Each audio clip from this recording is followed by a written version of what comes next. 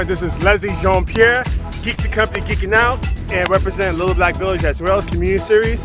And today we are on location in Washington, D.C., and we're here to interview Maceo Thomas. So please stick around and, wow, enjoy the view, and we'll be right back. Ciao.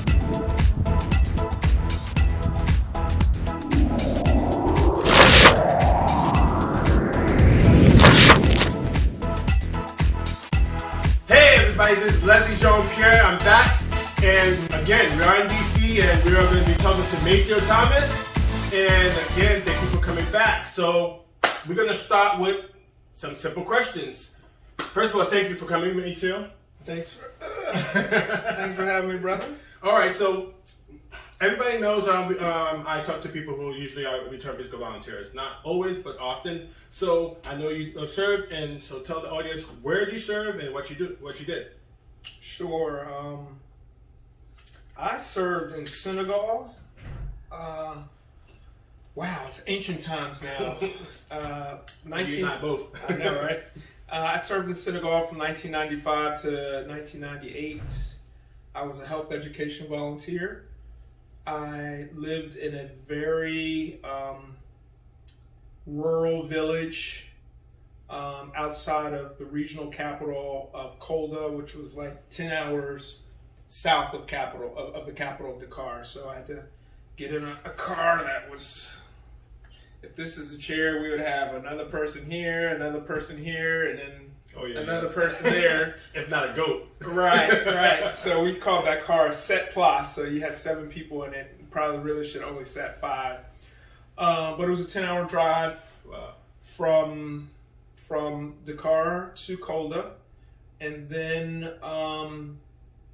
I'd have to either take a bicycle, which is about another hour ride, or I had a motorcycle for a good part of the time, and so that would probably take me about 30 minutes down we call it the goudron, the tar road, and then we turn right on the laterite, which is a bunch of red rock. And my site was connected to the health post that served the surrounding villages. I was officially assigned to have what we have as a counterpart. My counterpart was the nurse at the health post, and I lived with a family in a very small village. There might have been 60 people in the village. They were all related. That village was started as a satellite of what people call the big village, where the health post was. And I lived with the chef de village and his family. I had a mud brick hut that was under construction when I arrived. Oh my gosh. So for probably the first month of my service, after my 3 months of training, I slept on the floor in the hut next door to me, right next to my brother in the village, he was the person who really made it so that I came. He had been working with volunteers over the years. Okay. He was a farmer, but also he was the health post assistant person. So he was the way it works in Senegal, and probably many countries, is it's a nationalized health system. You have people who go to these training schools to be nurses, and then they're sent all over, anywhere. They could be sent anywhere in the country. So our nurse came from a whole nother region. So he had been there maybe 2 years before I arrived. So he also had to learn another language, which was a local language, Pular. He was from a group of folks. They're from another region, not far, but a whole completely different groups, because they were Christian and Catholic, where the folks I lived with were Muslim, like 85% of Senegal. Anyway, so Aliou was my brother, and he and I slept right next to each other for a whole month until my hut was built. And so yeah, that was my situation.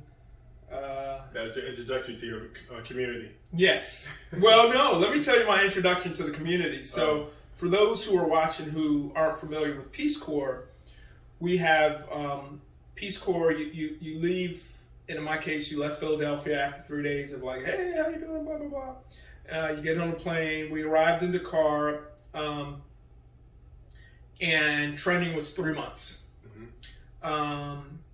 For us, in my service, we had a homestay while we were training. So we were on our training campus during the day. We were required to speak whatever the languages that we were learning. It was immersion, which was, it's hard for me to learn a new language now after the way I learned in Peace Corps. Yeah, I know. And so training is, you know, I had a health class. I had a French language class. I had a cross-cultural class. And so you have that, your 3 months time. So somewhere around week 10-ish or so, what's that? That's 2.5 months. Maybe not quite that long. Maybe it's week 8. You go and you do what we call it at the time FOT. I don't remember what it stands for, but it was a time you field something training. Yes. And so we go and we spend a week down in our site. So what that looked like was we, all the people that were going to Kolda, we got in the car and we went down there and we met all the volunteers who are already in service.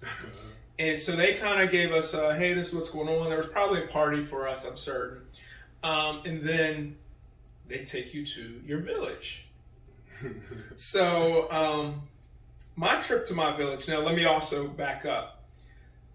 My training group, when we started, I'll say that, when we started, was 72. There were five black people in my training group. I was going to get to that. Oh, okay. Yeah, I was going to ask that. Okay. Yeah. Wait, 5 out of how many? Out of 72. Out of 72, okay, yeah. Wow. And 2 of them were a married couple from Baltimore, and they ended up ETing, early terminating. Oh, wow. Yeah, so most everybody else was white. We had a South Asian person. But yeah, there was not a lot of diversity. But anyway, I'm telling you about my introduction to my village. Yeah. So she's one of my good friends now. Of course, we don't see each other because the world is so big. But we were close at in Peace Corps. Our first time really meeting, she took me into my village. So I was on the back of her motorcycle. Oh wow! And when I arrived. When we arrived, the village, people were dancing. It was something I learned later on. Like when villages got like a new mill, like to grind seed and stuff, it was celebration. It was like a baby was born. That was the celebration we got. Wow. Yeah. That's nice. Except, not for a year or so later did I realize that they thought Misty was the volunteer that was coming. Oh my gosh! So I'm not even surprised. Nah, yeah. So they thought it was her. Oh my gosh! The was like, huh? And Misty's this beautiful woman, white woman, eyes just sparkle, and they just must have been so excited. Oh. And so, it was about a year or so later that I found that out, and I think it took them. They got their feelings a little bit hurt, but then they got used to me. Yeah. All right. You answered the question about the diversity, but I had some similar situation as well. I mean, they thought I was replacing a girl named I forgot her name now, Mindy or Kid, but they were expecting another one. Yeah. And they were like, "Who's this person?" Basically. But yeah, I totally understand that. So, coming forward, because I know you're been involved in the community. I know you were involved when we started the Minority Peace Corps Association, stuff like that. So, would you say that your Peace Corps service enhanced your your outreach skills, and well, you had that, and you just continued using it because I know you also you've been collaborated with artists, and you've put artist shows together. So tell us a little bit about that as well, because that is a community-based thing. I think it's important as well. Just having that ability to connect with the community.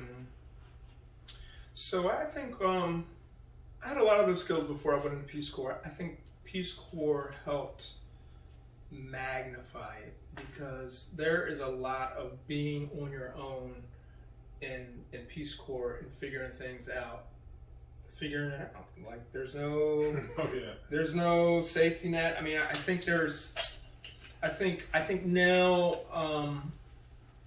there are some different things in place that clearly weren't there when I was there.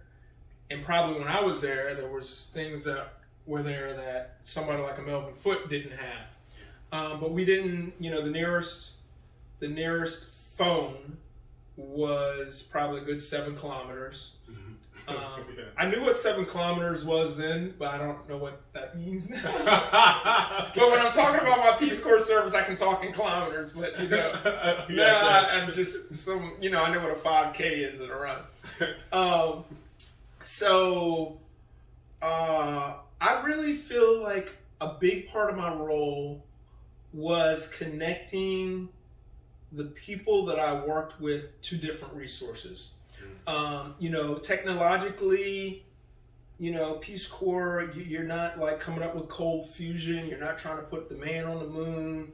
You're not even trying to engineer any kind of new latrine. No, exactly. You're just the go-between some information that exists to seeing what you can do to bring it to the people you work with. This is my experience. Now, there's other parts of Peace Corps that are the technology exchange might be a lot higher. So a lot of what I did, like I ended up meeting this guy who became a good friend, Usman Sadie, one day when my motorcycle broke down. I say broke down because I ran out of gas. Yeah. It broke down. Okay. But I mean, you had to know how to fix your motorcycle too. That's part of taking your spark plug out and blowing it and clean. We had steel brushes we kept on us. I've seen people do miracles with that. Yeah. So I met him, and it was somebody from his village. Now we were all on the same road. My village was here, and his village was way down here. And I ended up doing most of my work in that village with those folks. Part of it was because they were more accepting of, hey, what can we do? Where the village where I stayed and was assigned, that was more my family. And that's where I would go home to, and I would relax. The reason a lot of work didn't happen there so much, I would say, is because it was more of a conservative structure. Like the Marabou, the head religious person, was kind of very slow with innovation in a lot of ways. So a lot of bureaucracy kind of thing. A lot of bureaucracy, and it was really just through one person. Oh, wow. But it filtered all the way down, which is what bureaucracy is. Yeah. That's exactly what it is. So a lot of times my work would be making phone calls and like sharing information. So when I left there, I remember just feeling like, this is like this was a training for me in being a consultant. Like when I say consultant, this is before I knew when I asked people what they do, like, oh, I'm a Booz Allen consultant. I was like, well, what does that mean? But it really was solving problems for whoever the client was or the people you're working with. And so I think that experience really magnified some of the other experiences that I had, prior to that time, that I was able to, bring home. I know, there's a big thing when people arrive home, at least it was for me. Wow, I mean, because it's such an amazing experience. You wonder, do I go back overseas? Mm-hmm. Or do you stay here and do some work? And that was something I thought about for a while, and I realized, because my experience was right before Peace Corps, I worked in Baltimore City, and I was working with kids, and who had a lot of needs, and were connected to all the systems that from juvenile justice to social work to schools to being involved with the police and all that. I decided to keep my skill set here, and so ever since I've been back, I've been kind of doing community kind of work. I mean, I'm a real estate agent now, but a lot of my work that I do, kind of non-paid work, like you mentioned, I've done some work with a lot of artists. I organized a music festival for a few years. That's cool. I had this art show that I did out of my office just to showcase up-and-coming Black artists. That's good. That people still call me and they're like, Maceo, when we're going to do Capitol Campus for a call? I'm like, well, maybe. We'll see. But yeah, I think the valuable experience for Peace Corps for me was some things you can plan, but a lot of things you can't plan for. So you just got to be ready. You got to be flexible. You got to have a lot of different skills to be able to use. Like here we are in your studio in Homewood Suites. On location. On studio. Location. Okay. You got to be a little inventive. You got your couple cameras here. You don't need like a $5,000 camera to create this experience for people. Your $35 lights. Your ingenuity, I think that's what Peace Corps really said. You know what? It's okay to just use your ingenuity, connect with people, which is also very valuable. Which I had to, but that was magnified through that experience. Oh yes, definitely. So that's how it relates into my life. Well, I never actually, and I've talked to a lot of people, a lot of return Peace Corps volunteers. I've never quite heard people say use the word as consultant, but I like that. It's really that's what we are. I mean, for the most part, are consultants. So I really like that. I'm going to actually use that. I mean, I say that too because I think there's this idea that we arrived there and we, I had my college degree and I knew I was going to a place where a lot of people might have only had 3 or 4 years of formal education. Like when I arrived, I could not use my French. The French that is normally taught in Senegal, in schools, people had not been in school enough to be able to speak French. So I had to learn Pulaar through my 8-week-old French. I learned the local language. So here I'm thinking I'm coming, I have a degree in biochemistry, molecular biology, I dust my shoulders off. Yeah. And I would write letters home. And I write home, and I remember a letter. I tell the story a lot, and I wrote home, and I was like, Mom, I'm the most ignorant person anywhere around. Even when you're looking at the 2 and 3-year-olds, they could say exactly what they need to say. They get all their needs met. I can't come out of my mouth to, I probably was still working on, me fala diem. I need, I want some water. You were in Guinea? Yep. Yeah. And same situation. Right. Learned French, but when they got to the village, no one spoke. Nope. Unless officials. Officials spoke French, but everyone else that you actually worked with spoke Fulani. That's right. Yeah, and so it was this humbling experience. I had never really. I grew up in PG County, just outside of DC, and there wasn't a lot of multi-language experiences like in public. All the kids. You did have some Spanish-speaking kids, but I remember like the church that my mom still goes to that I grew up in as a kid. It's we're at 4. It's like 6, 7, 8 blocks from here. There was a Korean store like where we would go and get our candy in between breaks. And my only experience with people my only regular experience with people who weren't regularly speaking English was there. And I created some ideas about people who didn't speak English well. And I think a lot of people, yeah, go on. Yeah. Yeah. No, you can jump in. No. Yeah. I didn't want to out myself or anything. But I think a lot of people do the same thing. But I see where you're going, but continue. That's what I'm saying. A lot of people do the same thing. So I feel really fortunate to have had that experience where I was in that other experience. I knew exactly what was going on in my head. I couldn't speak it.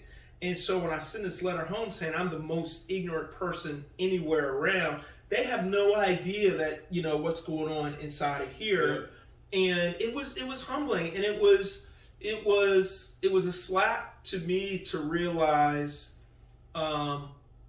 what the narrative I had created about people who weren't communicating in the language that I speak. Yep, yes. And I felt like, damn, I wish everybody else could get this experience. Oh my gosh! I'm going to say, if more Americans could get that experience, I think we would be in a better stance and appreciation when we meet immigrants and talk to immigrants and so on. So yeah, I think so. And we might not be going to war like we go to war. Well, I believe that, but people probably think that's a lofty, kumbaya kind of idea. But I've always believed that, with that connection, we wouldn't be going into war or stuff like that, or the world would be a better place. But I know it sounds just, whatever, Walt Disney, but hey, I'm a Walt Disney kind of guy.